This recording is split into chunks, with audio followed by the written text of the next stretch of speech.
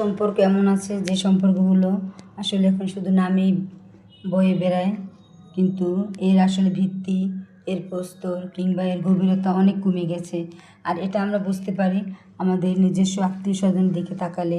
কারণ একটা সময় আমাদের হৃদ্যতা এমন ছিল, কেউ কাউকে না দেখলে ভালো লাগতো না, কেউ কারোর পাশে না গেলে ভালো লাগতো না। আর এখন সেই হৃদ্যতাটা একদমই নেই।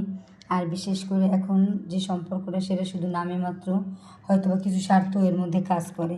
তো আমি সবাইকেই বলবো, বন্ধুত্ব, হৃদ্যতা, ভালোবাসা এগুলো আসলে একান্ত মনের ব্যাপার।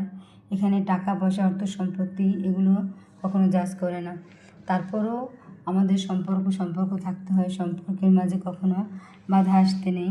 সম্পর্কগুলো যাতে সুন্দর হয় আমাদের সেভাবেই কাজ করা উচিত। আর বিশেষ করে আজকাল আমাদের সম্পর্ক শুধু নামে এজন্যই যে আজকাল আমাদের সম্পর্কের মধ্যে স্বার্থপরতা ঢুকে গেছে, আমাদের সম্পর্কের মধ্যে শয়তানের বীজ ঢুকে গেছে। তা না হলে আগের দিনে মানুষ একজন একজনের জন্য অপেক্ষা করতো, একজন একজনকে সময় দিত, একজন একজনকে না দেখতে পেলে ভালো লাগতো না। আর এখন আত্মীয় যদি দরজায় কড়া নাড়ে তাহলে পিছন থেকে পালাতে ইচ্ছে করে, সময় দিতে ইচ্ছে করে না, কথা বলতে ইচ্ছে করে না। সব কিছুর বিরুদ্ধেই যেন কেমন একটা আলাদা কিছু বিরাজ করে।